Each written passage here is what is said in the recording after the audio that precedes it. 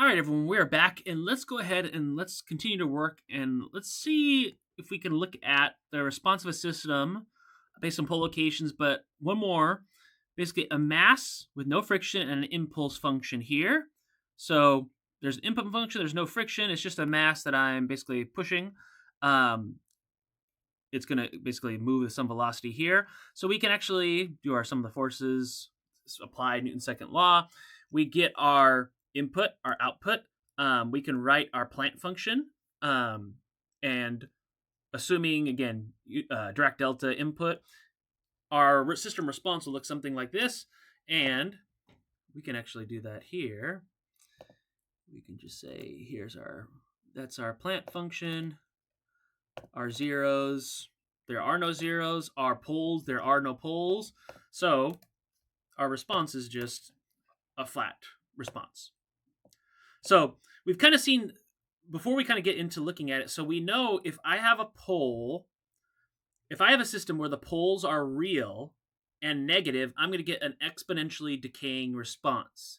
If I have a response that has a real component to the poles and an imaginary component, there's going to be some oscillations because that frequency of oscillation is controlled by the imaginary component.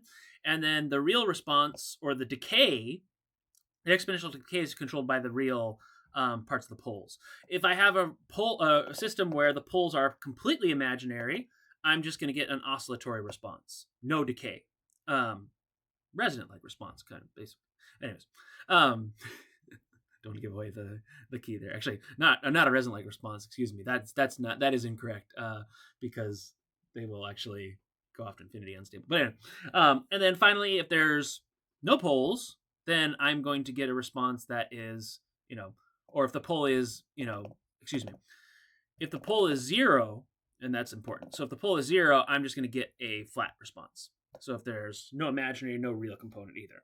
So this is really important because what we can now do is start to predict, and this is a big part of the controls framework and the class. How can we predict system responses based on the location of the poles in our system? And specifically, we're going to do a lot of sketching of our poles in what's called the S domain. The S domain is an imaginary axis. So we have a real axis, we have an imaginary axis. This is our J, our J component. So real and imaginary component. And we're going to sketch and we're going to see where do the poles lie. Now, poles, I'm going to mark with an X. So those are my poles. My zeros, you're going to mark essentially on this, you can draw an S domain for each system. So zeros will be marked with an empty circle. Poles will be marked with an X. That's a common notation. There are ways to do and look at S domain locations of the poles and zeros in Mathematica, and I've created a custom function that we're going to utilize throughout this class as well. So let's see how our system is going to respond. So if I have a pole that just sits here, I like to we'll kind of combine all these in just a bit. So if I have a system where the pole lies right here, it's only real. And if it's negative, my exponential will decay. If it's positive, the system's going to respond like this. That's an unstable system. We'll come back to that. But basically, it's because the system is just kind of just drifting, right? It's exploding. We'll get to stability discussions, but you can imagine, right? Like if I'm trying to control the position of my system, and if it just keeps exponentially increasing, I mean, you're going to get a crash. You're going to get, it's not good. So this is exponentially decaying to some value. And if I have a system where I only have real poles that are basically on the real axis, if I increase the magnitude of that pole, you see that the system response is faster. It decays quicker. Now let's look at another extreme example, or not an extreme example. Let's say I only have poles on the imaginary axis. Well, like we said, we're going to only have an oscillatory response. But the frequency of that oscillation depends on the magnitude of that imaginary pole. So as I increase here, I'm increasing omega, or basically that's, the system response, the oscillations. If I have a combination, so let's say I have this right here. So there is some kind of envelope of decay. There is some exponential decay function that's governing this expression here. But we can also see there's some oscillations. Now, I'm lower on the imaginary side, right? But if I increase that imaginary pole magnitude, now you see the oscillation frequency increases, right? So as we go up here on this pole, on the imaginary pole, oscillation increases. As we go over here, the decay gets faster and faster and faster, right? So you can imagine if we're kind of drawing over here, if we go to the left here, we know if we increase up here, frequency increases. If I increase here, my envelope, basically like from the starting point here, you see the envelope is like larger, or I call it the envelope, but my decay is slower, and you can kind of see. Now that decay response is faster.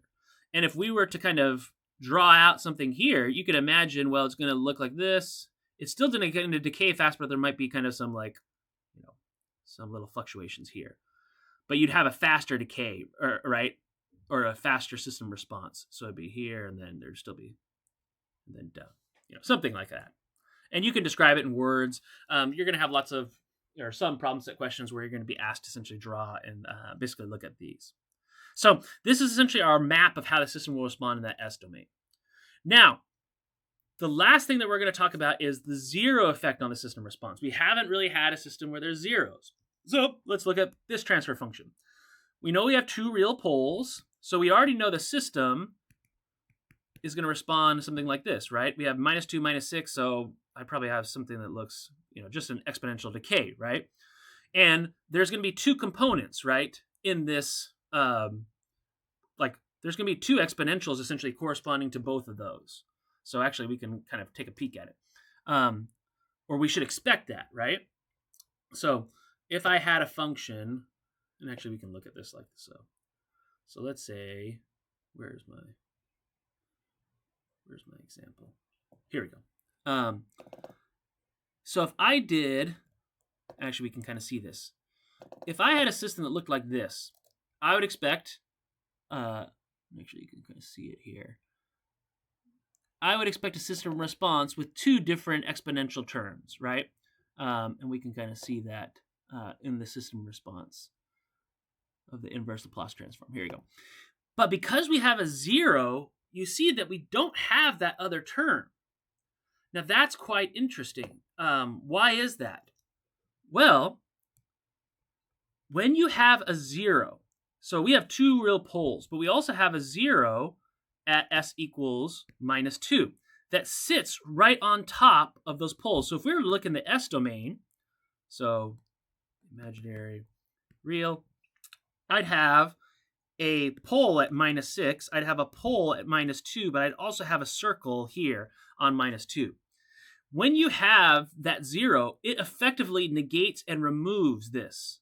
And one of the cool ways you can kind of see how the system will respond is if it sits right there, it basically negates it completely. But if I do 2.1, look at the magnitude, or like the amplitude, or like you could kind of think of this similar to like the Fourier transforms in our coefficients, our harmonic coefficients. 0.9 times e to the -6, 0.025 times 10 to the -2, right? And the closer that I get, the worse, right? But if I get far away, now I'm basically, I'm sitting similar to as if there was no pole there, right? So it's a really interesting case, and I think it's a really, really cool kind of concept that you can look at. And it's a really important controls concept because, again, that is the kind of the insight in terms of when you're actually creating control systems. So the pole placement shapes the response. The zero, you can fine-tune essentially that performance, right?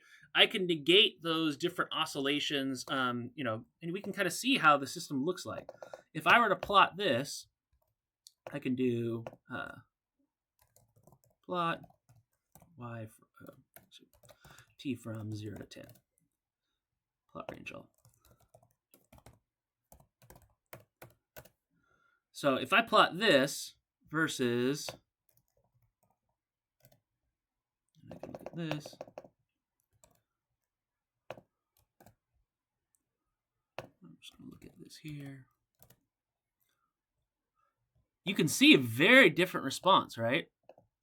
So, and actually let's do plot style, blue, red.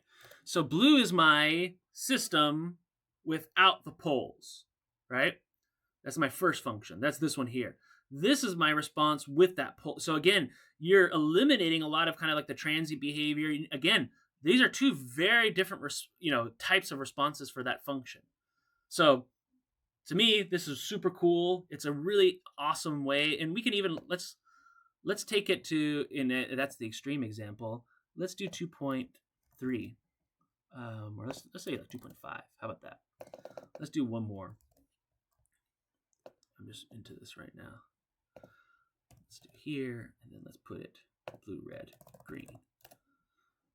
And you can see, right? Your system's slower in that kind of response and in that decay. So very, very interesting. Magnitude changes as well, but again, these are all really, really cool kind of insights into that response. It's really important as you take this class, and this is just kind of a summary, but we've been talking through this. When you take this class, it's really important that when we go over these concepts, you have to figure out a way. And again, we structure the class in a way where we have lots of hands-on labs. We're going to see a lot of this behavior, and I think that's a really good way to kind of understand the system.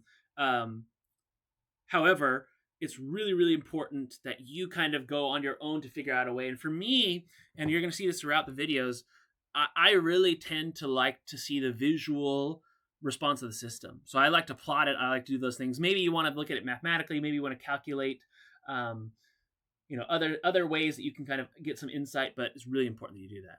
So thanks, and we'll see you next time. Thanks. Bye.